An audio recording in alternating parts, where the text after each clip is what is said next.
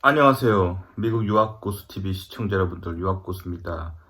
자, 오늘도 계속해서 제가 미국 대학원에서 석사과정 동안 연구했던 그 모든 활동들을 쭉 나열하는 그 시간의 네 번째 시리즈죠. 자, 계속 얘기해 보도록 하겠습니다.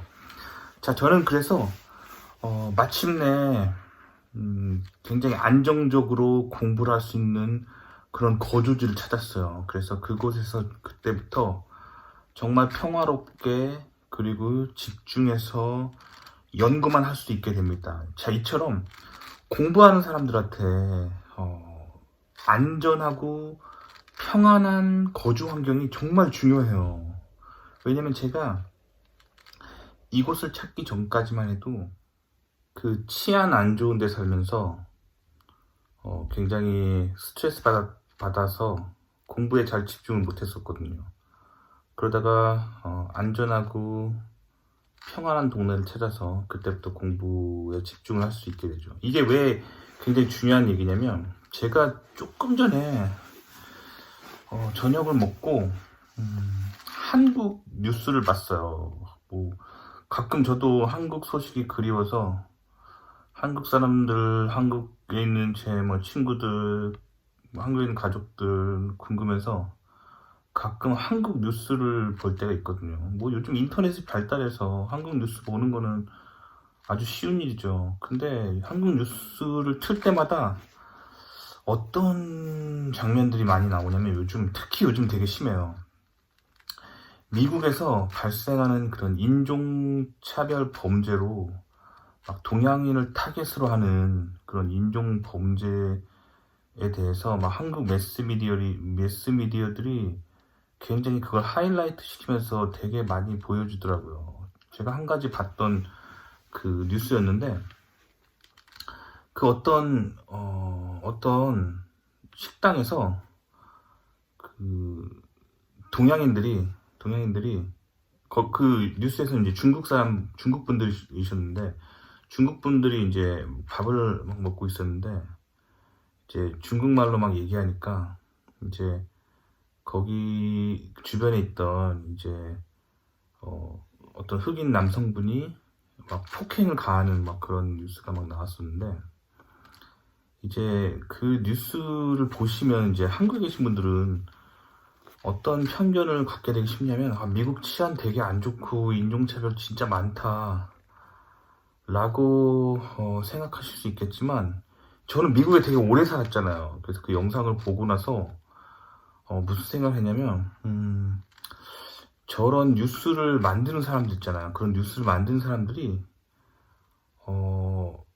이제 미국이라는 데를 사람 살기 어려운 곳으로 막 묘사하기 위해서 어떤 의도를 가지고 만들었다는 거를 저는 알 수 있었어요. 왜냐면 대부분의 제가 살면서 갈 수 있는 미국의 거리들은 굉장히 평온해요. 지금도 저는 지난 주말에도 아들이랑 동네 공원 가서 산책하고 왔고, 저도 와이프랑 유치원 다니는 아들이 있는 가장인데 가족끼리 그냥 소풍 갔었어요. 소풍 가서 도시락 싸들고 공원에서 그냥 재밌게 놀다 왔다고요.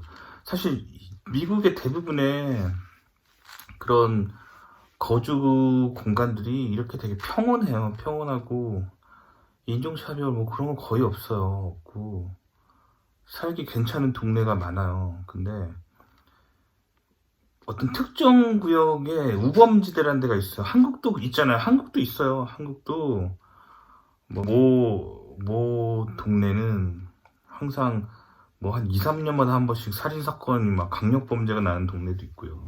네, 모 동은 뭐 그 동네 이름 또 말하면 또 온갖 악플에 시달리기 때문에 그냥 그 모 동네에 가면 거기는 진짜 온갖 범죄가 되게 많단 말이에요. 근데 생각해보세요. 뭐 일본이나 중국의 언론들이 한국 되게 살기 힘든 나라다라고 막 그걸 까기 위해 전문적으로 그 가끔씩 막 이렇게 강력범죄 발생하는 곳에서 일어난 강력범죄 막 전문적으로 막 언론에서 막 포화를 막 쏘면서 그래서 한국 되게 안 좋은 나라다 라고 말하는 어떤 언론사가 있다고 쳐봐요. 아니면 뭐 동네인데 거기 막 되게 우범지대에서 일어나는 뭐 온갖 뭐 무슨 뭐 사기 뭐 도둑질 뭐 이런 것만 계속 방송하다 보면은, 그리고 그게 한국은 이렇게 살기 힘든 나라야 라고 하면은 정작 그런 지역도 일부고 대부분의 한국의 지역들은 안전하고 살만하잖아요. 그런데 그렇게 막 언론에 보도하는 곳이 있다면 뭔가 공정한 게 아니잖아. 뭔가 의도를 가지고 한국을 까기 위해서 그런 영상을 만드는 거잖아요. 거의 그렇다고 보면 돼요. 그래서 이제 여러분들이 특히나 이제 제 영상을 보는 구독자분 대부분이 미국에서 대학원을 마치시고 미국에서 교수 혹은 대기업 이런 길을 걸으실 분들이기 때문에 사실 미국에서 남은 인생 사시면서 그런 우범지대에 들어가게 될 확률이 거의 없다고 보시면 돼요. 그러니까 즉 제가 지금 드리고자 하는 메시지 뭔지 알겠죠? 제가 드리고자 하는 그 기본 메시지는 뭐냐면, 한국 언론의 그 미국 까기에 혈안이 돼 있는 그 한국 언론에서 나타나는 모습을 보고 미국 유학을 지금 접어야겠다 그런 생각을 하면 안 된다는 거예요. 왜냐면 그게 미국 사회의 평균적인 모습이 아니라는 거예요. 그러니까 미국 사회 전체를 100으로 보면 하위 5% 정도에 속할 만한 그런 굉장히 못 살고 범죄자들이 모여 사는 그런 우범지대에서 일어나는 어떤 특정 사건들만 콕콕 찍어가지고 그렇게 언론에서 빵빵 터뜨리면서 특종으로 막 보도하고 있는 게 지금 한국 언론이라는 곳의 현실이라는 말이에요. 그래서 미국의 현실을 전혀 반영하고 있지 못해요. 특히 이제 이공계에서 대학원 가실 여러분들하고는 전혀 상관없는 내용이고, 저는 지금 이 영상을 찍는 지금 이 시각이 지금 금요일 저녁에 저녁 먹고 지금 찍고 있고, 내일은 토요일이잖아요. 저는 그래서 직장에서 일을 안 하기 때문에 주말에 내일 뭐 할 거냐면 그냥 아들이랑 어디랑 또 놀러 갈 거예요. 주말에 그냥 어디 재밌는데, 아마 제 생각에 어디 뭐 박물관이나 뭐 그런데 아들이랑 와이프랑 도시락 싸들고 놀러 갈 거예요. 그래서 박물관 견학하고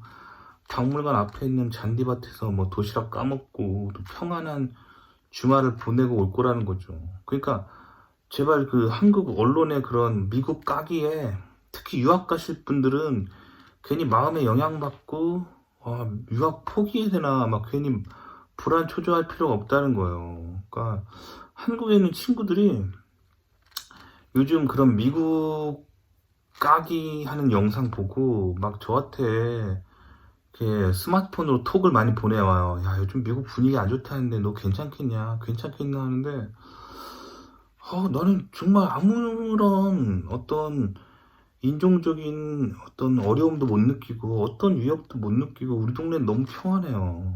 평안하고, 오늘 금요일이잖아요. 금요일인데 오늘은 제가 집안에서 가만히 앉아가지고 일하는 게 좀 답답해가지고 동네에 좀 나가가지고 동네 밖에 좀 이제 활짝 트인 공간에, 미국은 뭐 블락마다 그런 데가 있어요. 이렇게 좀 바베큐 그릴도 좀 구워 먹을 수 있고 좀 잔디밭도 있고 뭐 이런 공간들이 있거든요. 그런데 나가가지고 뭐 요즘 어차피 출근을 안 하고 있기 때문에 그런데 나가가지고 노트북으로 다 일하기 때문에 노트북 켜고 앉아가지고 그냥 거기서 업무했어요. 어차피 제가 하는 일 대부분 코딩이기 때문에 뭐 코딩하면서 뭐 그렇게 일하고 왔단 말이에요.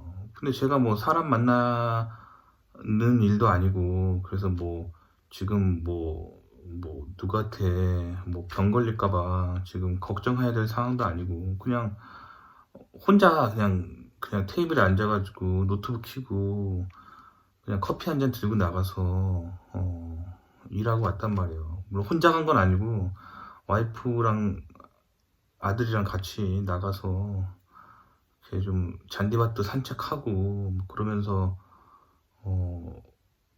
노트북 켜고 일을 했다는 거죠. 뭐 그게 지금 그 한국 뉴스에서 말하는 것처럼 미국이 그렇게 전역이 막 살기 힘든 분위기면은 제가 어떻게 그러겠어요. 특히 유치원에 다니는 아들을 데리고. 그러니까 사실 요즘 그 한국 그 미디어에서 얘기하는 미국 소식은 거의 선동에 가까울 정도로 그냥 미국 되게 살기 안 좋으니까 건너갈 생각하지 마라. 뭐 거의 그런 메시지예요. 아시겠죠? 제가 오늘 아침에 있었던 일을 좀 얘기해 드리면 뭐 요즘은 계속 전염병 상황으로 직장에 출근을 안 하고 있어요. 그래서 집에서 일하고 있어요. 그래서 노트북 들고 집 앞에 어디 좀 탁 트인 공간을 나갔어요. 좀 답답해가지고. 뭐 커피숍에 앉아서 코딩을 할까 생각해 봤는데, 아직도 약간 그런 위험이 좀 있기 때문에 그런 데보다는 그냥 탁 트인 공간에 사람 없는데 그냥 앉아 있으면 안전하죠. 그래서 오늘 제가 아침에 뭘 했는지 좀 보여드리죠. 이런 잔디밭 있는 탁 트인 공간에 이렇게 앉을 수 있는 데가 있는 공간들이 있어요. 집에 커피 머신으로 커피를 일회용 컵에 뽑아서 가져갔고요. 제 가방, 노트북, 마우스, 핸드폰, 이렇게 모바일 오피스죠. 이렇게 앉아서 코딩했습니다. 앉았고요. 제 신발 보이시죠? 편한 저런 스레빠 신고. 요즘 이렇게 살고 있습니다. 그래서 좋은 동네 살면 별일 없다는 거예요. 한국 뉴스 보고 불안에 떨면서 미국 가면 안 되겠다. 굳이 이런 생각할 필요 없다라고 저는 개인적으로 생각합니다. 그냥 자꾸 그런 미국이 이렇게 미국에서 못 살고 있고 미국에서 위험하고 미국에서 이게 뭔가 갈등 있는 그런 내용들을 한국 매스미디어에서 굳이 보도하는 것 자체가 사실 한국 내부 문제도 되게 많아요. 한국 내부 문제도 되게 많고 한국 전역에서 일어나고 있는 각종 안 좋은 강력범죄에서부터 한국 전국에서 일어나고 있는 그런 계층 간의 갈등 문제 그 다루기도 뉴스가 바쁜데 왜 그렇게 미국을 그렇게 까기 위해서 안다는지 정말 이해가 안 가는데 제 개인적인 생각으로는 자꾸 그런 뉴스가 나오는 것 자체가 의미하는 게 지금 그만큼 한국이 살기 어렵다는 거예요. 먹고 살기 힘들고 그렇기 때문에 자꾸 미국 가려고 하는 사람들 있잖아요. 지금 이 시간 한국이 이렇게 좀 경기가 어렵다고 하는 이 한국에 이 와중에 한국 경제를 이끌고 있는 아주 중요한 버팀목이라고 할 수 있는 20대 후반에서 30대 요런 분들 아주 중요한 나이 또래잖아요. 요분들이 지금 미국 가려고 이 시간에도 이 영상 보잖아요. 그러니까 여러분 때문에 여러분을 어떻게 해서든 미국 가게 하려는 그 마음들을 좌절시켜서 한국에 남게 해야겠죠. 그래야지만 한국에서 경제 활동을 하고 한국 경제가 돌아가니까 자꾸 그런 선동을 하는 사람들이 생기는 거예요. 그런 선동하고 있는데 미국에 살고 있는 나로서는 정작 내가 여기 미국에 살잖아. 미국에 사는데 한국에서 그런 얘기를 들으면 뉴스 속에서 그런 거 들으면 난 솔직히 오늘 무슨 생각했냐면 저런 지역을 찾아내는 것도 진짜 대단한 노력이다. 생각해봐. 여러분 지금 한국에 살고 있잖아. 근데 서울에서도 보면은 되게 괜찮은 동네도 있잖아. 강남이라든가, 저쪽, 신촌이라든가, 이렇게 좋은 동네 많잖아. 근데 동네는 말 안 했지만 서울도 그 있잖아. 되게 범죄 되게 많고 그런 동네 있잖아. 그거 되게 위험한 동네도 있잖아. 조폭들 많고 범죄자들 사기꾼들 많이 사는 동네 있잖아. 그런 데만 막 골라서 찾아가면서 전문적으로 그렇게 찾아내는 것도 참 대단한 열성이야. 그거랑 비슷하다고 보면 돼요. 그러니까 요즘 사실 그런 한국에서 나오는 미국 관련 뉴스들 보면서 저는 미국에 살고 있는 저로서는 느끼는 게 되게 많다는 거. 그래서 한국의 그런 매스미디어의 배후에 있는 사람들이 무슨 생각하고 있는지 나는 보인다는 거. 보인다는 거. 그 얘기를 좀 하고 싶네요. 자, 그래서 어쨌든 제가 드리고 싶은 말, 요지는 알겠죠? 그 미국에서도 지금 뭐 대부분의 뭐 중산층 이상의 사람들이 사는 동네는 매우 안전하다는 거예요. 그러니까 그만큼 여러분들이 미국 오셔가지고 이런 동네 선정을 잘 하시라는 거예요. 그래서 제가 그 얘기를 강조하려고 이 앞 영상에서 그렇게 많은 얘기들 한 거예요. 자, 그래서 저는 이제 영상에서 말하는 것처럼 그 좋은 동네로 옮겨가면서부터 제 인생에 다시는 어떤 위험한 범죄를 맞닥뜨리지 않게 되고 너무 평안하고 너무 행복한 미국 생활을 그때부터 시작하게 되고, 미국 그때부터 정말 인조이 하게 됐죠. 그때부터 이제 진짜 미국 생활을 시작하게 된 거라고 보면 돼요.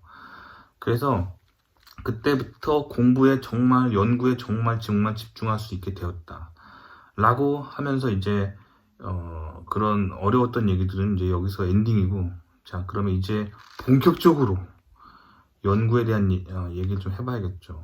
자, 그래서 일단 저는 한국에 학부를 마치고 처음 미국으로 그 대학원 유학을 올 때 제가 하려고 했던 거는 자동차 설계를 미국에서 좀 더 공부하고 싶어 했어요. 왜냐면 제가 기계공학을 전공했기 때문에 한국에서 기계공학 하는 사람들은 대부분 왜 기계공학과를 가냐면 그런 어떤 피지컬한 기계장치를 실제로 설계하고 뭐 그런 거를 만들어 보고 뭐 그런 데 관심이 크기 때문에요. 그래서 특히 한국에서 기계공학 한다고 하는 사람들은 대부분 뭘 하고 싶어 하냐면 자동차를 하고 싶어 해요. 자동차를 하고 싶어 한단 말이에요. 근데 저도 그랬어요. 기계공학의 꽃은 자동차라고 생각했고, 미국에 유학을 가려고 한 이유는 자동차를 좀 더 공부해 보려고 하는 마음이었죠. 여기서 말하는 자동차는 그 전통적인 그런 흔히 말하는 그 네 발 달리고 그런 가솔린 연소기관을 사용하는 그런 자동차 말하는 거, 컨벤셔널한 자동차, 그걸 하고 싶었어요. 그래서 미국에 막상 왔는데, 그래서 처음에 이제 대학원 붙었을 때 뭐 그런 쪽으로 특히 이제 제가 이제 컴퓨터 관련 기술, 그 기계공학에서의 컴퓨터 응용에 대해서 굉장히 관심이 많았기 때문에 자동차를 설계하는 그런 컴퓨터적인 방법론에 대해서 좀 공부하고 싶어서 미국에 왔죠. 막상 미국에 왔는데, 그때 제가 미국에 왔었던 당시에 미국 자동차 회사들이 이렇게 마치 몰락해 가고 있는 것처럼 막 이렇게 보였고, 한국의 언론에서는 막 그렇게 많이 얘기했었어요. 미국 자동차 업계 죽어가고 있고, 자동차의 패권은 이제 미국이 잃어버렸다, 뭐 거의 이런 식으로 표현하고 있었고, 아시아의 대부분의 매스미디어들이 이제 세계 자동차의 패권은 아시아가 가져가고 있다 라고 막 그렇게 막 묘사하고 있는 상황이었고, 이제 그런 상황 속에서 저는 아시아에 살았었기 때문에 이제 그때 목표는 뭐였냐면, 미국에서 딱 자동차 관련 기술만 공부한 다음에 이제 돌아와서 이제 아시아에 있는 어떤 자동차 연구 관련한 조직에서 박사학위 소지자로서 뭔가 전문적인 어떤 연구하는 사람이 되거나 뭐 교수가 되거나 뭐 이런 막연한 생각을 가지고 미국에 건너왔는데, 막상 미국은 그때 대학원이 어떤 분위기였냐면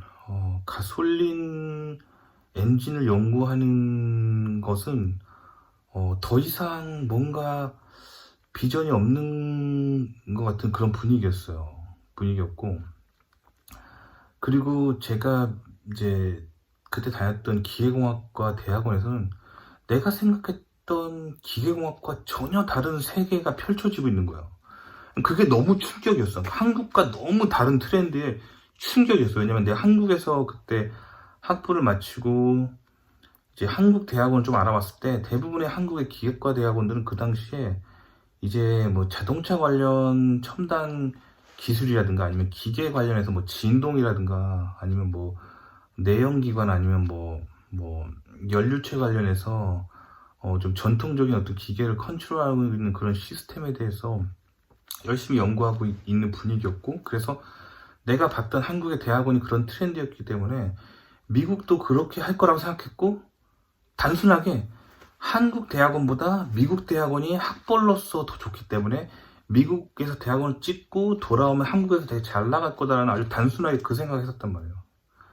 근데 막상 미국에 왔는데 한국 대학원에서 내가 봤던 트렌드하고는 전혀 딴판으로 정말 타임머신을 타고 뭐 몇십 년 그런 미래로 온 것 같은 그런 충격에 빠졌고, 뭔가 정말 다르다라고 느꼈어요. 너무 그 충격과 그 공포에서 한동안 제가 굉장히 놀랐었다는 거. 그래서 그때 이제 가장 놀랐었던 게 뭐냐면, 제가 그때 이제 석사 때 첫 학기에 내가 기획과 수업을 들었는데, 내가 생각했던 그런 수업의 커리큘럼이 아닌 거야. 커리큘럼 막 이렇게 수강 신청하려고 막 봤는데 되게 특이하고 이상한 수업들이 되게 많은 거예요. 그래서 내가 일단 그게 뭔지 알아봐야 될 거 아니야. 그래가지고 이제 그 수업을 가르친 교수님이 뭘 하는지 궁금해서 내가 거기를 좀 이제 그 랩을 투어를 해보기로 해. 그 수업 제목이 뭐였냐면 가상현실이라는 수업이었는데, 기계공학과 대학원에 가상현실이라는 수업이 있는 것 자체도 되게 특이했고, 그게 그때 학생들 되게 많이 수강 신청하는 거야, 대학원 애들이 석사 때. 그래서 내가 생각했던 거는 뭐 무슨 어드밴스드한 뭐 재료역학이라든가 뭐 어드밴스드한 뭐 그런 유체역학이라든가 뭐 그런 걸 들어야 된다라고 그냥 고정관념적으로 가지고 있었는데, 가상현실이라는 수업이 있는 거야, 그 기획과 대학원에. 그래서 애들이 하도 많이 듣길래 나도 수강 신청을 이제 하려고 하는데, 일단 그게 뭐 하는 데인지 궁금해가지고 그 가상현실을 가르친다는 교수의 랩을 방문했었는데, 그때 정말 충격이었어. 그 교수가 내가 랩 투어 한번 해보고 싶다고 하니까 그 교수가 랩을 구경시켜 주더라고. 근데 그때 봤던 그 랩에서 경험했던 것들이 아직도 난 잊혀지지가 않아. 그때가 14년 전이거든. 14년 전인데 14년 전에 봤던 그 랩의 연구가 아직도 잊혀지지 않아. 그래서 내가 그거에 대해서 좀 얘기를 해볼게요. 그래서 그때 그 교수님이 자기가 연구하고 있는 가상현실을 보여주셨는데, 이게 참고로 기계과에 계신 교수님이었어. 가상현실에 대해서 보여줬는데, 일단 교수님이 랩 투어를 한다고 하면서 그 본인이 개발 중인 가상현실 시뮬레이터를 보여주더라고. 근데 가상현실 시뮬레이터를 이제 보려 들어갔는데 되게 엄청 큰 그 무슨 게임 센터 같은 데 가면은 이렇게 막 이렇게 요즘 그 게임 센터 같은 데 가면은 가상현실 체험할 수 있는 거 있잖아. 뭐 그렇게 생겼어. 그래서 그거 있잖아. 뭐 그런 거 있잖아. 공군 전투기 조종사들이 막 가상으로 막 비행 훈련 한다고 막 이렇게 밀폐된 공간에 들어가서 깜깜한 데 들어가서 앉아있고 그 가상현실 헬멧 쓰면은 그 방이 막 움직이잖아. 움직이면서 막 이렇게 실제 비행 훈련 하는 거잖아. 뭐 그런 거야. 그런 큰 룸이 있었어. 그 룸에 들어가서 이제 그 좌석에 앉았어. 그리고 교수님이 그 안이 되게 깜깜하더라고. 근데 그때 교수님이 나한테 무슨 이렇게 헤드 마운트 할 수 있는 무슨 헬멧 같은 거 있잖아. 그걸 주셔가지고 딱 쓰고 그 손에다 끼는 뭐 조이스틱 같은 거 있잖아.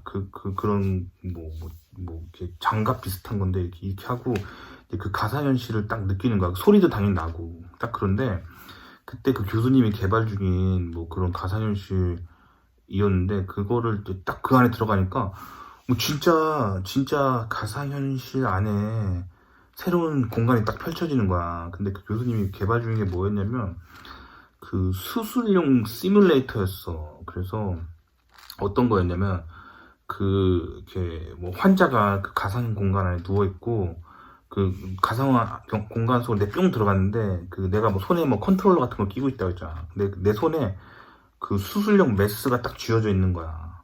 그래서 교수님이 그 네 손에 있는 수술용 메스를 가지고 그 앞에 있는 환자의 배를 갈라버려. 그 약간 좀 징그럽지. 내가 그런 걸 실제로 해본 적이 없으니까. 근데 뭐 어때? 뭐 가상현실이니까 해볼 수 있는 거지. 그래서 가서 이게 그 환자 배라고 해봐. 그럼 내 손에 여기 메스가 쥐어져 있어.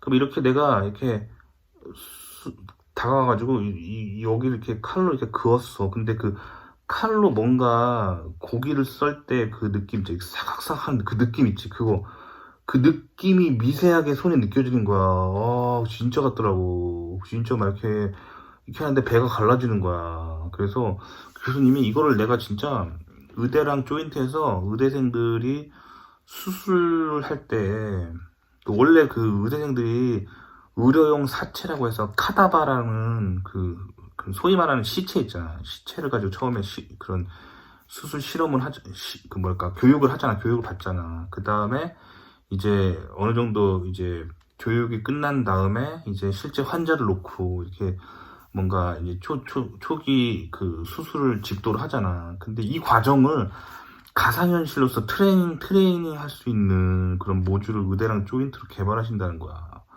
뭐 대단하지. 그래서 진짜 손에 낀 그 조이스틱 컨트롤러의 그 느낌이 이 미세한 그 손끝에 감각이 느껴지는 거야. 그게 정말 무서울 정도로 이게 미세한 게 느껴지는 거야. 이게 지금 기술이 아니라 14년 전에 내가 그때 대학원에서 봤던 기술이야. 그리고 그때 대부분의 사람들은 가상현실이란 게 뭔지도 몰랐던 시절이었고, 뭐 가상현실이란 말은 사람들이 들어봤는데 그걸 그 당시에 사람들이 어디서 들어봤냐면 그 영화 있죠. 영화 뭐 헐리우드 영화 같은 데서 가상현실 주제로 한 그런 영화들이 막 그렇게 있어서 사람들이 가상현실이 뭔지는 알았지만 그렇게 아마 실제적으로 가상현실 체험해본 사람이 그때는 거의 없었을 거야. 나는 그 당시에 그걸 체험을 해봤었고, 그리고 그때 당시에 여담으로 말해주자면 그 당시에 나는 폴더폰을 가지고 있었어. 폴더폰 뭔지 알지? 스마트폰 아닌 거. 폴더폰을 갖고 있던 그 시절이야. 14년 전이. 그리고 그 당시가 내가 기억하는 게 맞다면 그때 내가 대학원 들어가던 그 해인가? 아니면 그 해 전해인가? 하여튼 그때 스마트폰이 최초로 나왔던 그 시대란 말이야. 그러니까 내가 그런 시대에 미국 대학원이 얼마나 현실 세계 기술보다 앞서 있는지 알겠지. 그러니까 그런 시대적 배경에 내가 이런 첨단 가상현실 경험했으니까 내가 그때 얼마나 쇼킹을 받았겠어. 그러니까 나는 그때 스마트폰을 살까 말까 망설이고 있었는데 그게 너무 비싸서 안 샀었고, 폴더폰 뭔지 알지?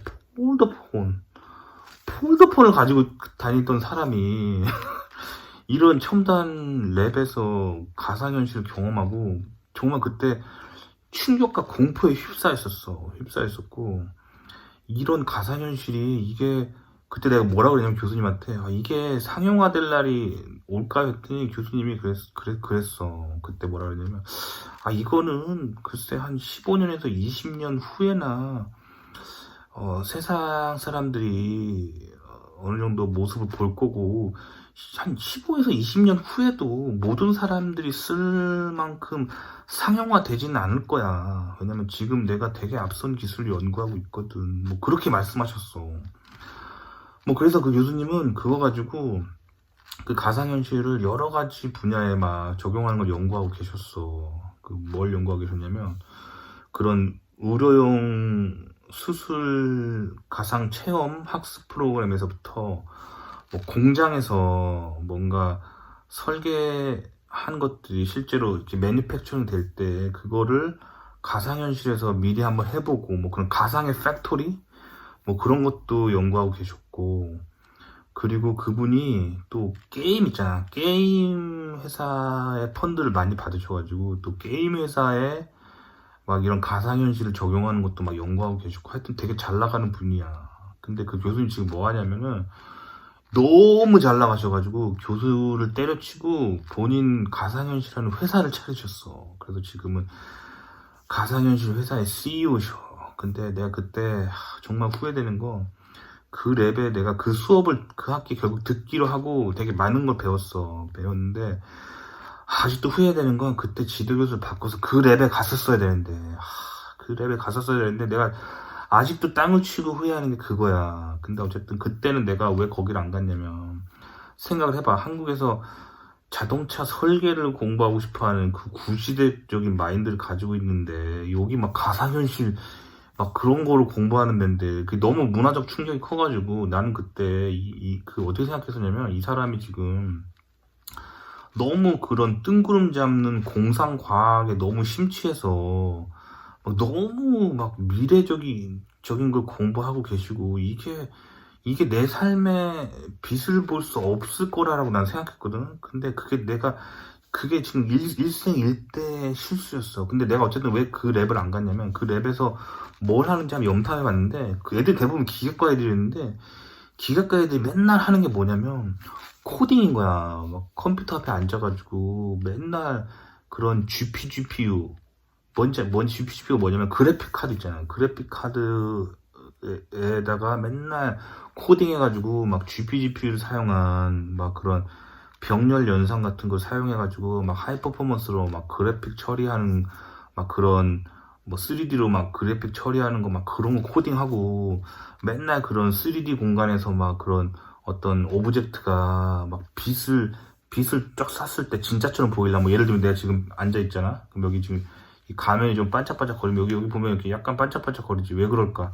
저기 빛이 있어서 이게 비춰가지고 이렇게 반사되니까 그런 거잖아. 근데 가상의 3D 공간에는 실제로 어떤 빛이 있는 게 아니라 어떤 빛이 있다라고 가정하고 여기서 어떤 빛이 이렇게 그런 온다는 그 가정하에 코딩을 통해서 이게 진짜 빛이 있는 것처럼 구현하는 거잖아. 막 그런 거 맨날 코딩한단 말이야. 근데 이건 사실 기계과가 해야 될 일이 아니다라고 난 판단했어. 나는 그게 사실 컴퓨터 사이언스 하는 사람들이 해야 될 일인데 난 그과가 왜 기계과에 있는지도 이해를 못했고 그거 해서 내가 기계 아닌 이상한 거 해가지고 내 인생이 그렇게 꼬이면 어떡하나. 뭐 너무 새로운 토픽이어가지고 너무 부담되고 막 그래서 결국 안 하기로 했는데 그 지금 너무 후회가 돼. 그 랩에서 그때 석박사 했던 애들 지금 다 연봉이 30만 불 넘는 그런 어마어마한 그런 회사에 다 다니고 있고 지금 나보다 더 잘 나가고 있어. 그리고 걔네들은 앞으로 더 잘 나갈 거야. 왜냐면 가상현실은 이제 막 세상의 모습을 드러내고 있잖아. 지금 최근 몇 년 사이에 막 가상현실이 막 현실 보급판이 막 나오잖아. 막 스마트폰에서 연결하거나 아니면 비디오 게임기에 연결해서 할 수 있는 그런 가상현실이 최근 몇 년간 막 나오잖아. 근데 굉장히 재밌는 건 뭐냐면 내가 그때 14년 전에 봤던 그때 랩에서 경험했던 손끝의 감각까지 느낄 수 있었던 그런 수준의 가상현실은 아직도 안 나오잖아. 무슨 말인지 알겠지? 그러니까 그만큼 미국의 대학원이라는 데가 현실 세계의 첨단 기술보다 앞서 있다는 거야. 그러니까 사람들이 흔히 하는 착각 중에 하나가 뭐냐면 미국의 실리콘밸리에서 새로운 어떤 기술이 탄생한다라고 사람들이 생각하는데 그거 진짜 착각이야. 그건 진짜 뭐 사람들이 뭘 몰라서 그런 얘기 하는 거야.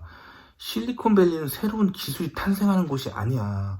실리콘밸리에서 뭔가 새로운 기술이 탄생한다고 생각하는 사람들은 정말 대학원하고는 거리가 먼 사람들이고 그리고 신문에서 언론이 하는 말만 믿는 사람들이야. 실제적으로 미국은 어떻게 돌아가냐면 미국의 과학기술은 어떻게 돌아가는지 얘기해 줄게. 실리콘밸리에서 어떤 새로운 기술이 탄생하는 게 절대 아니야. 어떻게 새로운 기술은 세상의 모습을 드러내냐면 이 미국 사회를 이끌어 나가는 소위 말하는 엘리트 있지. 이 엘리트들은 어떤 사람들이냐면 정말 미국의 정부나 아니면 어떤 대학의 총장이라든가 아니면 어떤 유명한 대학의 학과장이라든가 뭐 이런 정말 엘리트 세력 있잖아. 아니면 뭐 대기업의 사장이라든가 뭐 이런 사람들 있잖아. 이런 사람들이 미국의 엘리트들이지. 이런 사람들이 주기적으로 모여서 미국이 앞으로 기술적으로 미국이 이끌어 나가야 할 그런 어떤 로드맵에 대해서 회의를 해. 당연히 정부 주도지. 정부 주도하에 그런 회의를 한단 말이야. 회의를 해서 로드맵을 딱 정해. 아, 우리는 미래에 어떻게 나갈 거다라고 로드맵을 딱 정하잖아? 그 다음에 뭘 하는지 알아? 그 다음에 헐리우드 영화 감독들, 영화사를 초청을 해. 그래서 그런 로드맵을 딱 보여줘. 그러면 어떤 이런 기술이 세상의 모습을 드러내기 전에 헐리우드 영화 인더스트리가 먼저 움직여. 그러니까 사람들이 헐리우드 영화에 대해서 단순하게 그 헐리우드 영화 감독들이 되게 천재고 상상력이 뛰어나서 뭔가 각본을 잘 쓴다고 사람들이 생각하는데 그게 아니야. 이 미국의 인더스트리에서 과학 이공계를 이끄는 엘리트들이 로드맵을 딱 정한 다음에 그 영화 감독들을 소환을 해. 그래서 그걸 딱 보여줘, 로드맵을. 그러면 그 사람들이 그 미래사의 본 모습을 바탕으로 영화를 만들어.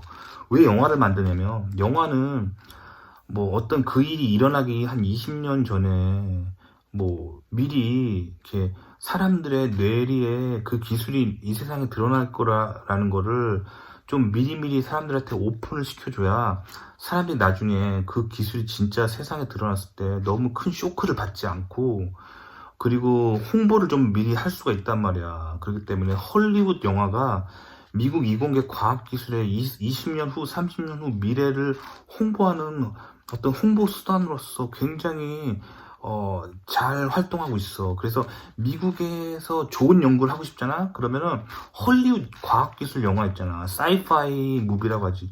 이런 걸 좀 많이 봐.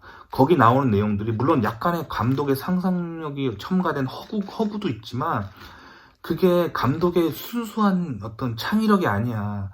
미국의 엘리트들이 앞으로 미국을 그리고 전 세계를 이끌어갈 그 로드맵을 미리 보여준 거야. 그거 보고 온 사람들이 그 로드맵을 바탕으로 영화를 만든 거야. 그러니까 내가 그 가상현실이란 게 내가 그때 14년 전에 처음 그 경험했을 때도 내가 그렇게 심각한 충격을 받지 않았던 거는 내가 그거와 관련된 영화를 한번 본 적이 있어.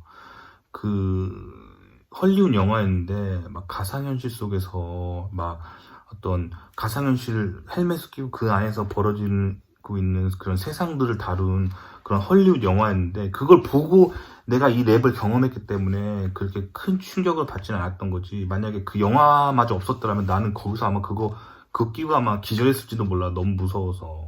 내가 미친 거 아닌가 아마 그런 충격에 빠졌을 거야. 근데 다행히도 그때 내가 가상현실이 뭔지는 알고 있었어. 근데 생각해봐. 내가 그때 처음 경험했던 그 가상현실 랩에서 경험한 그거 있잖아. 그 기술, 손끝에 감각이 느껴지는 가상현실이 아직 지금 2021년에 이런 거 여러분 써본 적 있어? 있냐고? 없지? 없잖아. 나도 지금 그때 한번 만져보고 현실 세계에서 아직도 그 기술을 못 경험해봤어. 그러니까 그만큼 미국의 대학원이 정말 첨단이야. 정말 미래사회에서 일어날 그런 기술들을 미리 연구한단 말이야. 다시 정리하자면, 자, 미국의 엘리트들이 로드맵을 정해. 그 다음에 영화사를 소환을 해. 헐리우드에서 한 2, 30년 전에 미리 그 주제로 이제 대중들에게 한번 보여줘. 너무 놀라지 말라고. 뭐 그러면서 영화사는 영화사대로 수익을 얻는 거지. 뭐 그렇게 해서 사람들에게 미리 그 개념을 심어주고 홍보를 해. 그 다음에 투입되는 게 미국 대학원이야. 그래서 미국 대학원은 현실 세계보다 15에서 20년 앞서서 미리 선행기술 연구를 해. 그래서 미리 연구를 다 끝내놓은 후에 이제 그쪽으로 연구한 사람들이 상당히 많고 뭐 15에서 20년 연구했으면 그쪽으로 연구한 교수나 학생들이 어느 정도 사회에 꽤 있고 뭐 그런 시점이 되잖아? 그제서야 이제 실리콘밸리에 있는 텍 회사들이 이제 그쪽으로 연구한 사람이 누가 있는지 딱 보고 있다가 뭐 그 교수랑 조인트로 뭔가 연구를 한다든가 아니면 그 랩 출신 사람들을 영입을 해. 영입을 해서 뭘 하냐면 팀을 만들어. 뭐 선행기술 팀이란 거 만들어 놓고 뭐 무슨 소리를 하냐면 야 너가 대학원에서 연구했던 그 선행기술 있지? 그거를 가지고 우리 회사 이 팀에서 한번 구현을 해봐 라고 한단 말이야. 그러면 언론은 당연히 모르지. 이거는 기밀리에 진행되는 거기 때문에 그렇게 해서 기업에서 그렇게 해서 프로타입을 딱 만들고 그거를 이제 세상에 딱 보여주려고 이제 전 세계 기자들을 모여놓고 컨퍼런스 딱 하지. 그럼 마치 그게 어떻게 보이냐면 실리콘밸리에서 새로운 기술 탄생하다 이렇게 보이는데 실리콘밸리에 탄생한 게 아니라니까. 이미 그 기술이 탄생하기 한 적어도 한 40년쯤 전에 미국 엘리트들이 그걸 생각을 했고 한 30년쯤 전에 헐리우드 영화에서 한번 영화로 그 주제로 제작을 했고 그 다음에 한 20년 전쯤에 미국 대학원에서 연구를 시작을 했었고 그렇게 해서 어느 정도 연구한 성과가 가시적으로 보이는 상태에서 그거를 이제 실리콘밸리에 있는 회사에서 처음으로 어떤 상용화를 하는 거야. 그러니까 그걸로 돈 벌겠다고 선언을 하고 프로타입을 만드는 거란 말이야. 그렇다고 해서 또 실리콘밸리가 미국의 첨단은 아니야.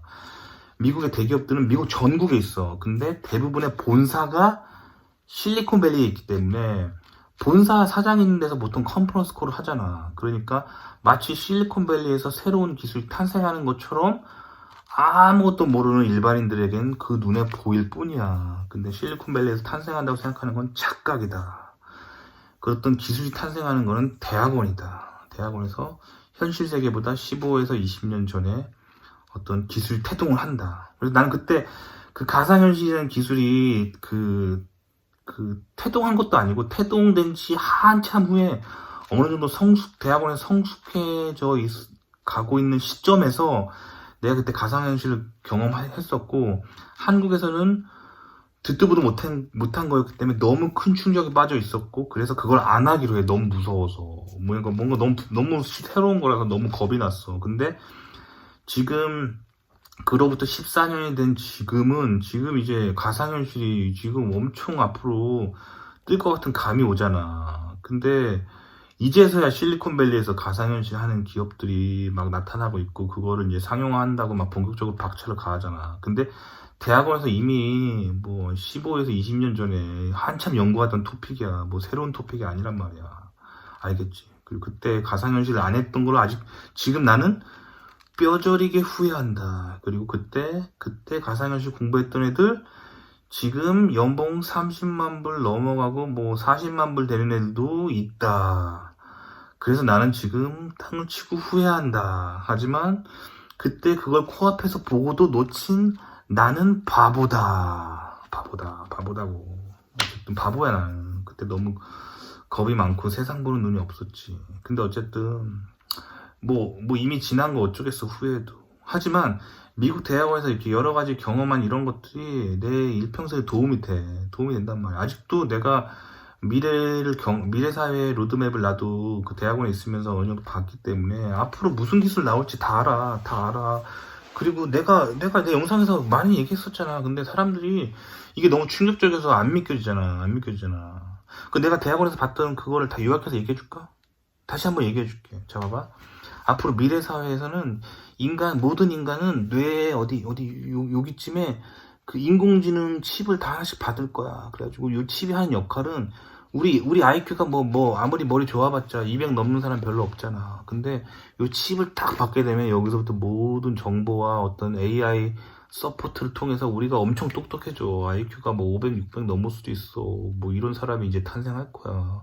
그래서 이런 이마에 받는 전자칩을 받아서 모든 사람들이 그 슈퍼 지능을 가진 사람이 될 거야. 그리고 여기다가 뭐 어디 통신 기능도 있겠지. 그래서 뭐 궁금한 거 있으면 뭐 이 보조 기억 장치에 있는 데이터에 없는 내용은 또 무선 네트워크 연결해서 어디선가 막 뭐 궁금한 거 있으면 이제 검색을 해보겠지. 그러니까 사람이 엄청 똑똑해진단 말이야. 그러면 전원은 어디서 공급받냐? 뭐 우리 인간의 체열로 어떻게든 충전이 되겠지. 뭐 그렇게 된단 말이야. 그리고 여기에는 이제 단순하게 인공지능만 있는 게 아니라 뭐 인간의 건강까지 모니터하고 위치 추적 다 하겠지. 그리고 손 어딘가에는 신용카드나 신분증을 대체할 만한 아주 작은 좁쌀 만한 칩이 어디 심겨지겠지. 그래서 현금이 없어질 거야. 앞으로 현금 없어. 현금 없고 그냥 어디 가서 뭐 요구르트 하나 사 먹고 띡, 알겠지? 이런 식이란 말이야. 그래서 뭐 이런 식으로 띡 하고 다 거래를 하게 될 거야. 그리고 이런 전자칩은 결국에는 어디론가 이렇게 정보가 어디랑 네트워크를 통해 연결돼 있겠지. 그렇기 때문에 아주 초고속 정보통신망이 구축돼 있을 거고, 거기서 나온 데이터를 분석하기 위해 뭐 지금보다 뭐 수만 배는 빠른 그런 양자 컴퓨터가 어디선가 돌아가면서 전 세계 사람들의 시스템을 서포트 하겠지. 그치? 그리고 더더욱 이제 발전할 거는 바로 이런 가상현실 같은 기술이지. 그래서 이런 몸에 이미 전자칩이 있기 때문에 우리가 컴퓨터와 아주 쉽게 접속할 수 있겠지. 그래서 뭐 지금은 뭐 전염병 상황으로 집에서 재택근무하지만 이 전염병 언젠가 끝나겠지만 그게 나중에 이제 가상현실 이런 세계가 활성화되면 이제 출근 안 해도 되겠지. 그냥 내 지금 방에 지금 이렇게 있지만 내가 출근 모드 딱 키면은 눈앞에 이제 가상현실이 딱 펼쳐지겠지. 나는 내 방에서 앉아있지만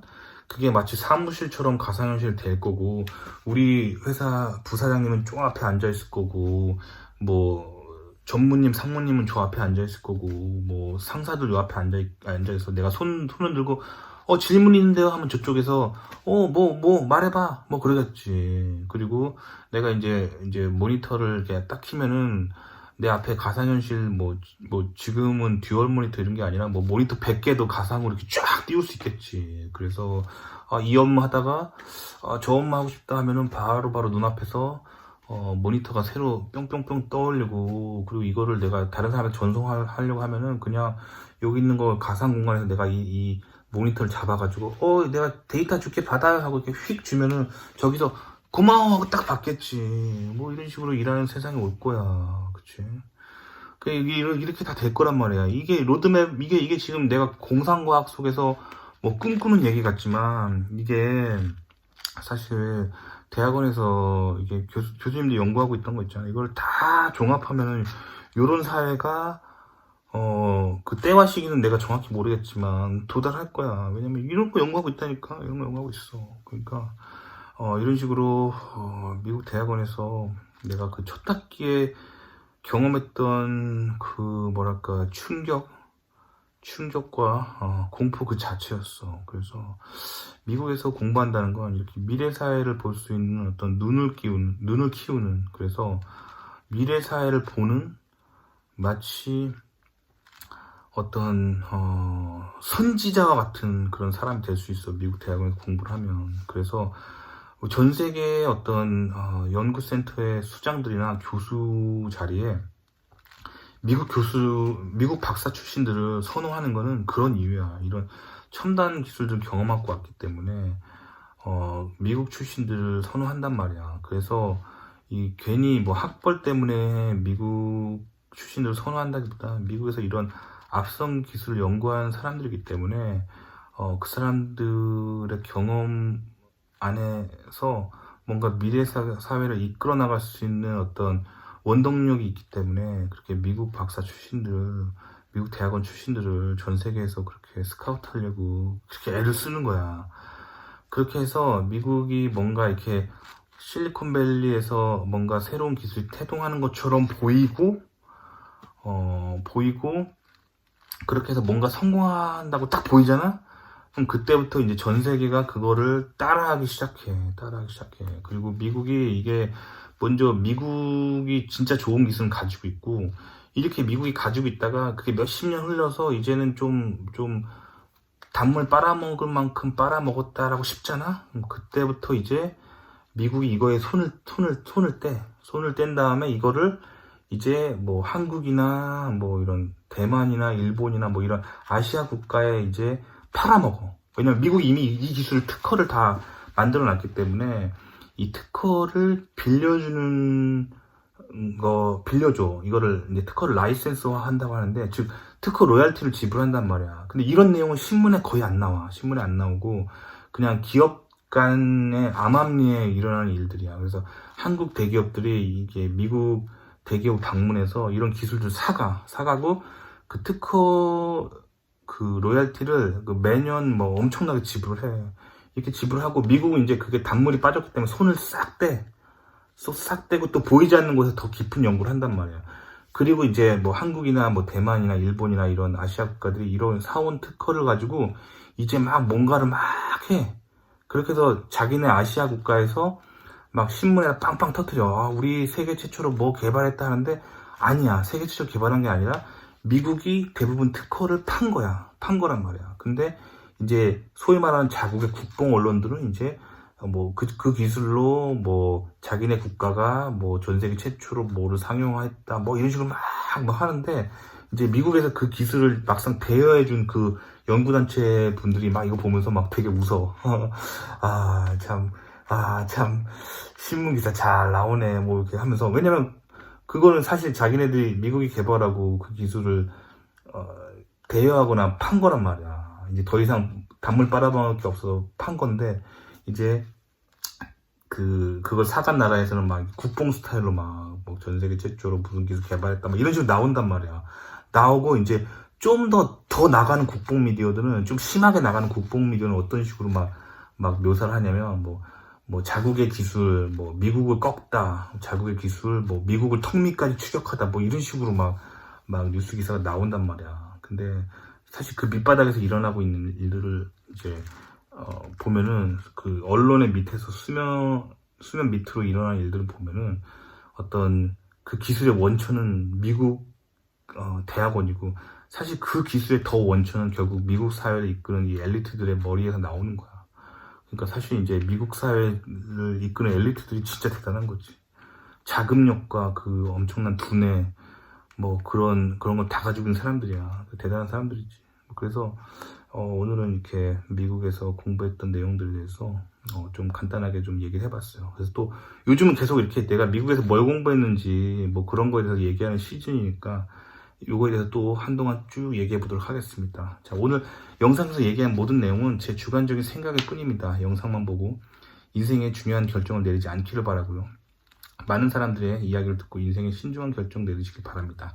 자, 그러면 오늘 여기까지 하도록 하겠습니다. 다음 시간에 또 뵐게요. 좋아요와 구독 눌러주세요. 안녕히 계세요.